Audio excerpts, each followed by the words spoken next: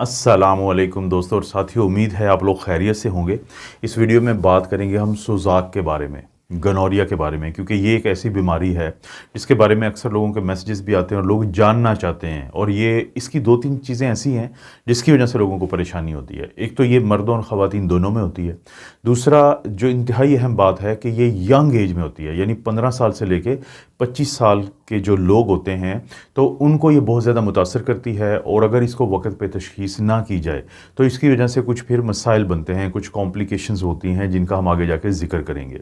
ये बुनियादी तौर पे एक सेक्शुअली ट्रांसमिटेड डिजीज़ है। सेक्शुअली ट्रांसमिटेड डिजीज़ एक ऐसी बीमारी को कहते हैं कि जो इंसानों के यानी मर्द और औरत के बाहमी मिलाप से या माँ से जो बच्चे को भी मुंतकिल होती है। तो ये बेसिकली एक ऐसी बीमारी है।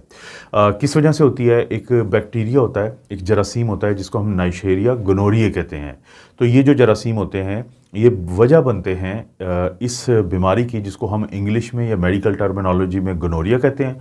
और उर्दू में ये आपने अक्सर देखा होगा दीवारों के ऊपर लिखा होता है कि सोजाक का इलाज। अब सवाल पैदा होता है कि ये दीवारों पे क्यों लिखा होता है? क्योंकि ये लोगों, एक तो लोग इस पर बात नहीं करते, डॉक्टर के पास जाके खुल के नहीं बताते कि उनको क्या क्या अलामात हैं और उनको क्या क्योंकि लोगों को पता है कि सेक्शुअली ट्रांसमिटेड डिजीज़ जो हैं वो आमतौर पे उन लोगों को ज़्यादा मुतासर करती हैं कि जो क्योंकि मर्द औरत के बाहमी मिलाप से होते हैं। तो जिसके जितने ज़्यादा ताल्लुकात लोगों से होंगे उतने ज़्यादा फिर चांसेस होते हैं। तो लोग शर्माते और घबराते हैं इस पर बात करते हुए। तो ये क्योंकि फिर लंबा अरसा तंग करती है लोगों को, तो वो फिर मुख्तलिफ हकीमों के चक्करों में, मुख्तलिफ ऐसे क्वैक्स जिनको हम कहते हैं, नीम हकीम ख़तरा जान किस्म के जो डॉक्टर्स होते हैं, उनके हाथ चढ़े रहते हैं। और वो लोग फिर दीवारों पे अपने इश्तिहार लिखते रहते हैं नंबर के साथ कि सुजाक का इलाज करवाएं, यानी गोनोरिया का। जैसे मैंने कहा कि बैक्टीरिया की वजह से होता है। इसका मोड ऑफ़ ट्रांसमिशन क्या है? ये एक इंसान से दूसरे इंसान को कैसे मुंतकिल होता है? ये मर्द से ख़वातीन को, ख़वातीन से मर्द को मुंतकिल होता है जो अज़दवाजी ताल्लुकात हैं उनकी वजह से या बाहमी ताल्लुकात की वजह से। एक तो ये बहुत बड़ा एक इसका मुंतकिली का तरीका, और ज़रूरी नहीं है कि इसके लिए आप जो है मतलब आप हद तक पहुँचे, बल्कि जो एक बाहमी सिर्फ मिलाप है वो भी वजह बन जाता है। और दूसरा जो एक इसे कहते हैं पेरीनेटल ट्रांसमिशन, के माँ से यानी प्रेगनेंसी के दौरान या डिलीवरी के दौरान जब बच्चा जो है वो माँ की बर्थ कैनाल से गुज़रता है तो वहाँ से बच्चे में भी मुंतकिल हो जाता है। और बच्चे में भी बहुत ज़्यादा कॉम्प्लिकेशन होती हैं, यानी कि उसमें बेनाई का मसला बन जाता है बच्चे में, अगर बच्चे को यही गोनोरिया हो जाएगा। और इसी तरह से फिर बच्चे में जोड़ों के मसले बनते हैं जैसे जैसे बच्चा बड़ा होता है, क्योंकि ये बैक्टीरिया जो है नाइशेरिया गोनोरिया ये आहिस्ता आहिस्ता ख़राबी पैदा करता है। जो खातून है उसका जो जेनिटल ट्रैक्ट होता है, यानी वजाइना और जो सर्विक्स और यूट्रस और फिर फेलोपियन ट्यूब, ये जो जरासीम है, बैक्टीरिया है, ये वहाँ पे इन्फेक्शन पैदा करता है। लेकिन जो मर्द है उसके यूरिथ्रा में करता है, और ख़वातीन के भी ज़ाहिर है यूरिथ्रा जो पेशाब की नाली का हिस्सा होता है तो उनको मुतासर करता है। सिर्फ ये इस ट्रैक्ट जेनिटल यानी यूरोजेनिटल ट्रैक्ट नहीं, बल्कि जैसे गला है उसकी इन्फेक्शन भी कर सकता है, आँखों की इन्फेक्शन भी कर सकता है, और एनल रीजन यानी बड़े पेशाब की जो जगह है उसको भी मुतासर कर सकता है। तो ये जरासीम या ये जो सुजाक का मसला है ये इन जगहों को मुतासर करता है मर्द और ख़वातीन दोनों में। और अलामात क्या आती हैं, ये बड़ी अहम बात है। ये एक इंतहाई अहम बात है। ज़रूरी नहीं है कि आपको अलामात आएँ, कुछ लोगों को अलामात आती हैं और कुछ लोगों को अलामात नहीं आती।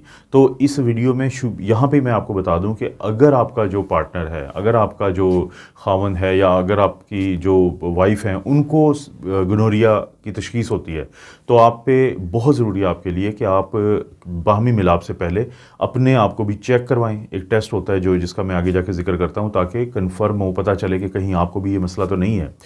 तो जो अलामात कुछ लोगों को तो नहीं आएंगी, लेकिन जिनको अलामात आती हैं वो क्या अलामात होती हैं? जैसे कि छोटा पेशाब, उसमें जलन आ सकती है, छोटे पेशाब वाली जगह से पीप आ सकती है। इसी तरह से ख़वातीन में जो है वो 2 पीरियड्स के दरमियान जो ब्लीडिंग हो सकती है, वेजाइनल ब्लीडिंग, वेजाइनल डिस्चार्ज हो सकता है सफ़ेद रंग का, ग्रीन रंग का या येलो कलर का। और इसी तरह से फिर दर्द हो सकता है पेशाब करने के दौरान। तो ये आम तौर पे ये अलामात होती हैं, अमूमी अलामात इन्हें हम कहते हैं। और किसी को अगर जो बड़े पेशाब वाली जगह का गोनोरिया हो तो वहाँ पे बड़े पेशाब के दौरान तकलीफ़ होती है, पेट में दर्द रहता है। तो ये इस तरह की अलामात होती हैं जिनको अलामात आती हैं, लेकिन ज़रूरी नहीं है कि हर शख्स को ये अलामात आएँ। अब एक दफ़ा मतलब आपको कुछ अलामात हुई या आपको शक हुआ कि हो सकता है कि आपको गोनोरिया हो सकता है, तो आप अपने डॉक्टर के पास जाते हैं। तो डॉक्टर आपकी तशख़ीस करते हैं, क्योंकि क्यों ज़रूरी है इसका तशख़ीस वक़्त पे होना, इसका इलाज होना। उसकी वजह ये है दोस्तों कि अगर गोनोरिया या सोज़ाक का इलाज ना किया जाए तो इसकी वजह से कुछ कॉम्प्लिकेशंस होती हैं। वो कॉम्प्लिकेशंस क्या हैं? जैसे ख़वातीन में ये जो जरासीम हैं ये यूट्रस और फ़ेलोपियन ट्यूब यानी वो एक नाली जो दोनों तरफ से बेज़ादानी यानी ओवरी से को मिलाती है बच्चादानी से यानी यूट्रस से, तो उसको फ़ेलोपियन ट्यूब कहते हैं। तो उसकी इन्फेक्शन हो सकती है, यूट्रस की हो सकती है, जिसकी वजह से ख़वातीन को फिर दर्द रहता है बहुत ज़्यादा। इसे कहते हैं पेल्विक इन्फ्लेमेटरी डिजीज़।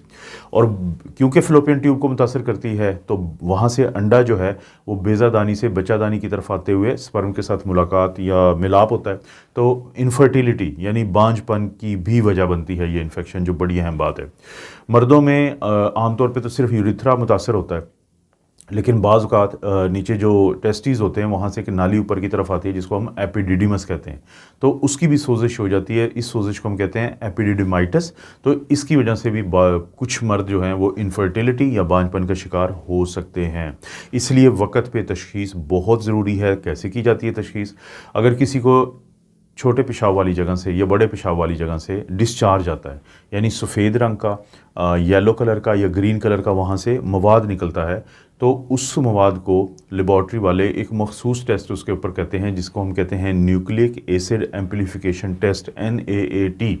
तो उससे पता चल जाता है कि ये गोनोरिया का जो जरासीम है नाइजीरिया गोनोरिया ये मौजूद है कि नहीं। और बाज़ औक़ात फिर जो पेशाब होता है वहाँ पे कल्चर भी किया जाता है, उस कल्चर से भी किसी हद तक। लेकिन अगर वहाँ से कोई डिस्चार्ज आता है तो उसका जो कल्चर है वो सबसे अहम कल्चर समझा जाता है मर्दों और ख़वातीन में कि या फिर वेजाइनल जो एक स्वैब होता है, यानी सर्विक्स के एरिया से जो गायनी की डॉक्टर होती हैं वो एक वहाँ से ले लेती हैं स्वैब एक कॉटन के ऊपर, या एक पूरा एक तरीका होता है जिससे फिर इसका एक तो NAAT वाला टेस्ट किया जाता है या कल्चर का टेस्ट कर लिया जाता है।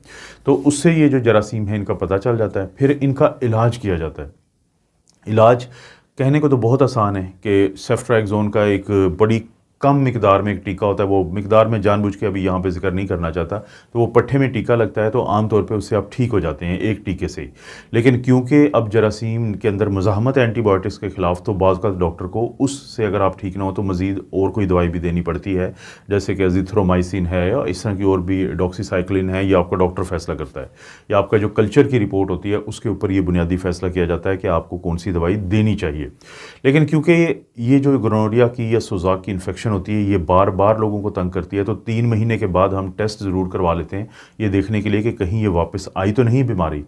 और जो अहम बात है वो आपने एक बात समझनी है कि ख़ामन और जो बीवी है उसमें से अगर एक को ये मसला हुआ है तो दूसरे पे फ़र्ज़ है कि वो उस वक़्त तक वो जब तक उससे मसले से वो निकल ना आए, इस इन्फेक्शन से वो ठीक ना हो जाए, तो वो मिलाप ना करें। और अगर करना भी है तो फिर वो बहुत ज़्यादा जो हिफाजती तदाबीर होती हैं, तो बैरियर मेथड उनको हम कहते हैं, कॉन्डोम्स वगैरह, तो उसका इस्तेमाल करें, क्योंकि सेक्शुअली ट्रांसमिटेड डिजीज़ के ख़िलाफ़ सबसे बड़ी जो एक प्रोटेक्शन होती है वो यही प्रोटेक्शन होती है।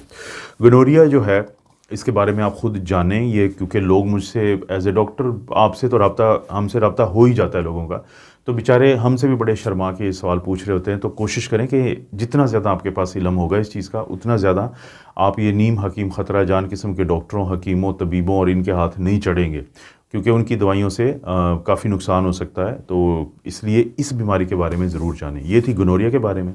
आपको पता है कि इस चैनल पे इस तरह की मुख्तलिफ़ बीमारियों के बारे में आपको मिलता रहता है मटीरियल, इसलिए इस वीडियो को लाइक करें और चैनल को ज़रूर सब्सक्राइब कर लें ताकि नई वीडियोज़ आपको मिल जाएंगी फ़ौरी तौर पे।